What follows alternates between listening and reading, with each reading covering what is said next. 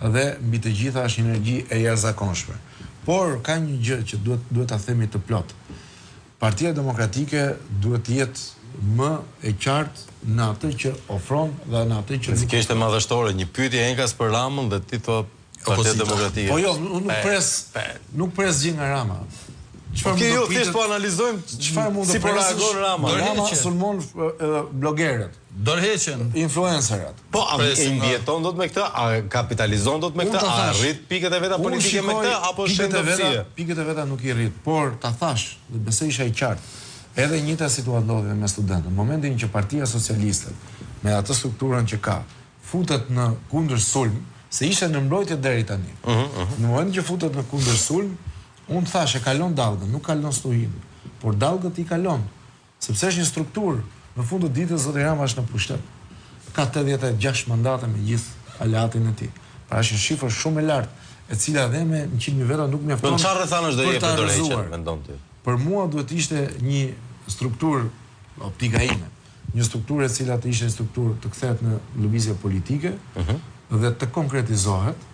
Dhe patjetër njerëzit duhet japin akoma më shumë besim, akoma më shumë mbështetje, gjysmë milion njerëz, 1 milion njerëz në shesh. Pra një protestë për 3 javë, për 1 muaj, ku dëgjon. Dhe aty pastaj do ishte një gjë e pashmangshme që vendi të shkonte në zgjedhje. Por deri tani, po pse, domethënë, një sekondë. Deri tani, që të ketë zgjedhje parakohshme duhet të ketë një krizë institucionale, që nuk është. Po funksionon, mirë keq po funksionon. Duhet të ketë kriza të thella që të ndryshojë faktorin ndërkombëtar. Besoj qartë se nuk kemi në këtë situatë. Pra ju nuk e konsideroni fare opsionin unë nuk e shikoj dorëheqjes. Nuk e shikoj. Nuk e pranoni. Jo, unë nuk e shikoj që do ndodhi. Opsionin e dorëheqjes. Unë nuk e shikoj që do ndodhi. Po nëse se pranoj unë, mos s'ka të bëjë te mua. Shiko, nëse nuk jam çështje. Unë po them, atë që lexoj nuk shikoj shenja. Tu është edhe çështje përgjegjësisht shtetërore edhe publike. Ky është edhe diskutim. Një person i cili për një muaj rresht nuk e shikoj. Sheh aty me 10 mijëra, madje në shumë raste me 100 mijëra persona të cilët nuk janë në paktën në këto protestat e fundit, nuk janë as të organizuar nga një forcë politike. Do duhej minimalisht të kishte përgjegjësinë qytetare publike, morale të kuptonte që ky vend nuk është në normalitet. Dhe duhet të japë dorëheqjen. Madje në mandatin e tij të 4 sa i vjen. I 4 duhet të kishte. Se kemi numrin. Akoma, po tash e kupton? I akuzuar një kryeministër, i akuzuar për afera madhore korruptive të faktuara. Një kryeministër i cili edhe në prezencë të një revolte të tillë qytetare vazhdon akoma sot e kësaj dite nuk e dorëzon Belinda Ballukun drejtësisë. Ka një problem. Jo gjyqit popullor, drejtësisë, asaj drejtësisë të trumbetuar. Duhet ta themi të plot. Jemi të protesta sepse ka patur një muaj mjalti për DPS. Jo, jemi të protesta. Jemi të protesta edhe fal atyre denoncimeve të forta të opozitës shqiptare të Partisë Demokratike. Rezoluta integrimit, reforma territoriale, reforma zgjedhore. Që të jemi të qartë për çështjet. Jo. Po për çështjet, Luciano Boçi i gjyti me mikrofon kokës mas Riku tash muaj mjalti. Nëse është ashtu muaj mjalti, imagjino si është sherrri. A doni të flasim seriozisht?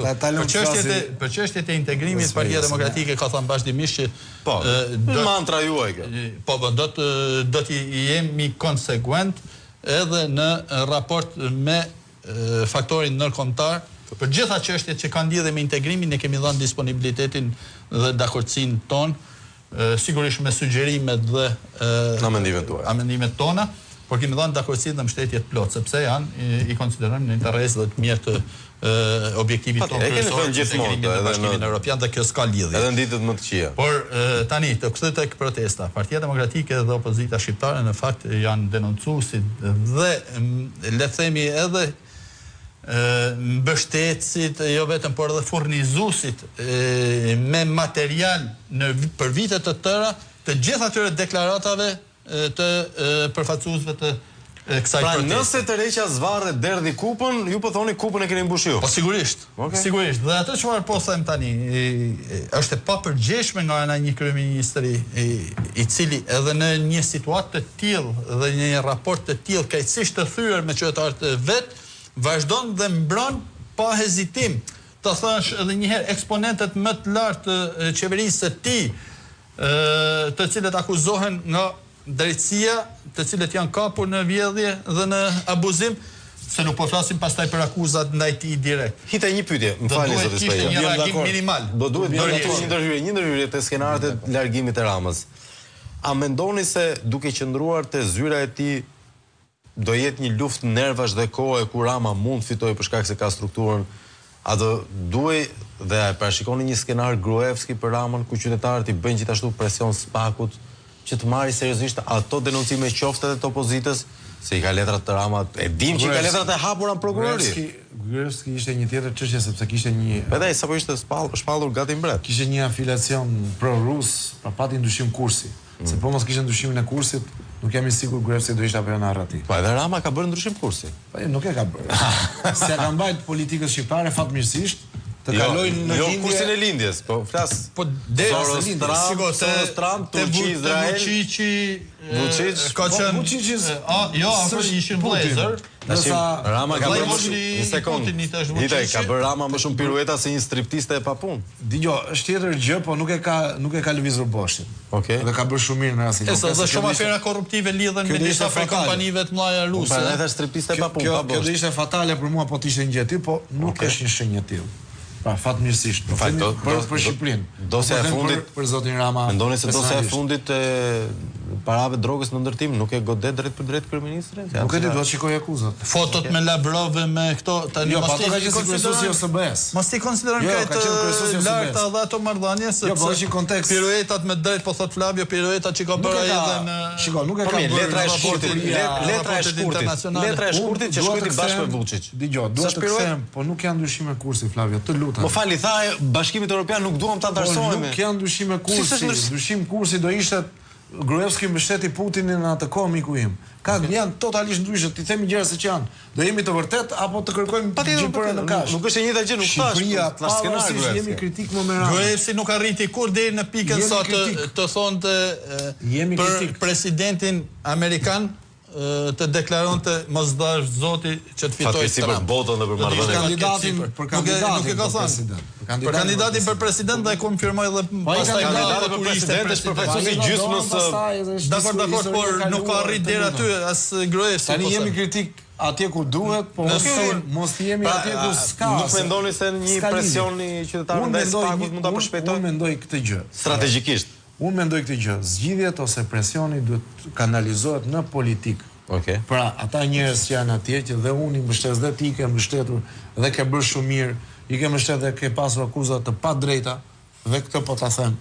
Pra, njerëzit duhet të jenë më shumë, nëse e kanë seriozisht që të largojnë një qeverisje me 86. Ju doni më shumë numër në shesh, po thonë. Duhet të jenë shumë më shumë në shesh dhe në fund fare duhet të jetë një grup i cili mund të ketë anatemime, mund të ketë sulme, por në fund të ditës një lëvizje e re, nëse synon vërtet të rrëzoj sistemin, do përballet me balozët e sistemit.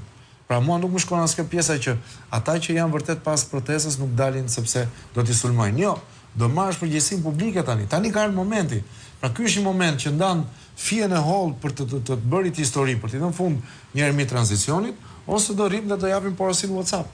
Kjo nuk më shkon. Okay. Dhe për mua që nëse duhet dhe duan vërtet që të ndryshoj qeveria, të iki zoti Rama, të iki Partia Socialiste dhe të mos vi as Partia Demokratike, me sa shikoj unë që duan ata që janë në protestë një pjesë, duhet të jenë më shumë dhe duhet të organizohen. Në të kundërt, do shkojmë ndaj variant që mua më duket varianti më optimal dhe që më duket varianti si më serioz në gjithë situatë, që do ketë një strukturim nga brenda të fortë si në PS dhe besoj dhe në Partinë Demokratike. Dhe ku flas ristrukturim të fortë, largim të gjithë leadershipit, si në PD, si në PS.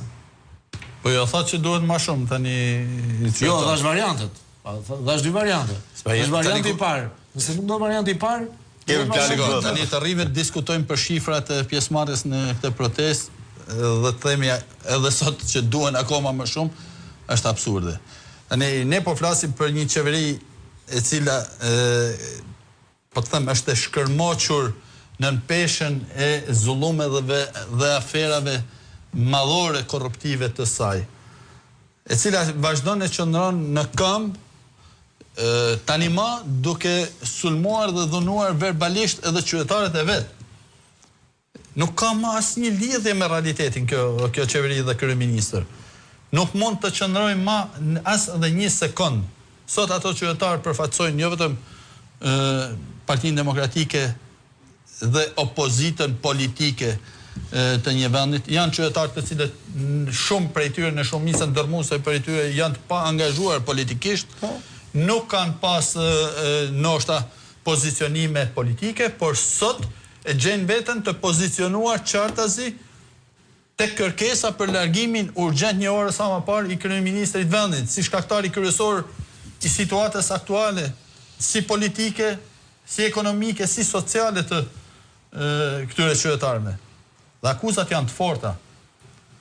Dhe këtyre akuzave një kryeministër i përgjeshëm, një politikan i përgjeshëm do të duhet i përgjigjej me akte dhe veprime konkrete, të cilat do të çonin pak të sinjale drejt këtyre protestuesve. Po çka kemi sot?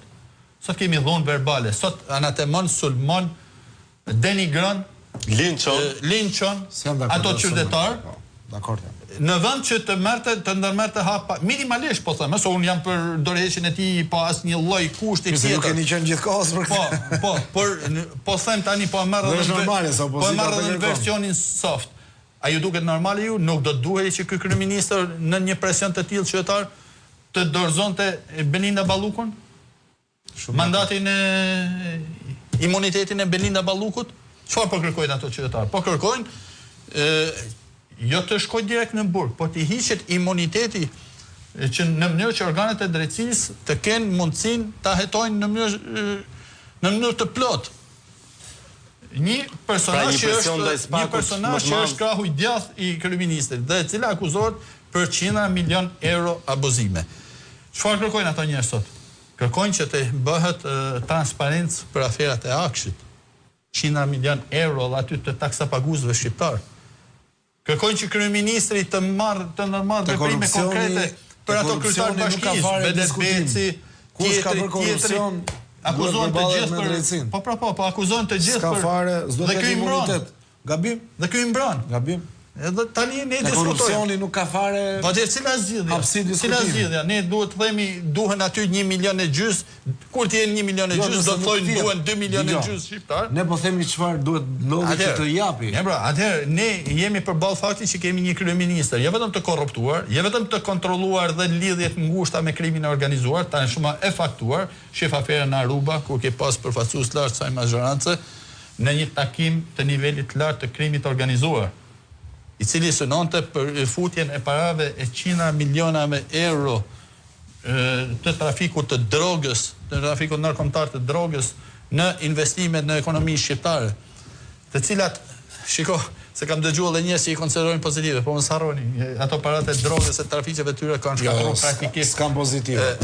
Kanë shkatruar ekonominë shqiptare, kanë prish çdo balancë dhe çdo ekuilibër. Aleku i drogës nuk ka pozitive. Nëpërmjet cilit funksionon tregu i një vendi. Por s'ka problem, po kthehemi prapë tek diskutimi që një kryeministër i zhytur në këto skandale, i rrethuar nga persona me rekorde të tilla kriminale dhe skandale korruptive, do duhet të shprehte një minimum reflektimi ndaj kësaj revolte mbar popullore. Spaja Skenar Gruevski apo dorëheqje me të butë apo presion të spaku? Ai do ikë dhe kjo nuk ka as edhe një diskutim.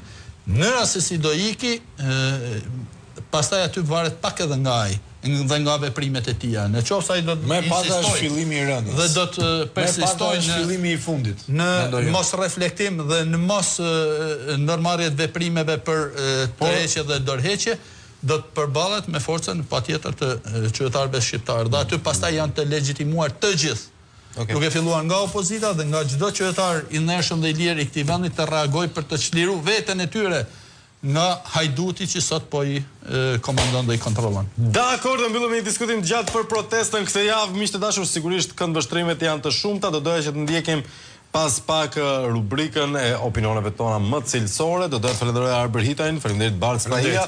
Bashkë shihemi deri të hënës, sigurisht që do të ketë shumë zhvillime të forta Një protestë e madhe është parlemuar për ditën e nesërme, një tjetër do të jetë ditën e sotme ashtu si çdo ditë dhe sigurisht do të kemi gomarrliqjet e kryeministrit dhe të grupit të tij me tavlan ballë në krye deri të hënën material boll për ne.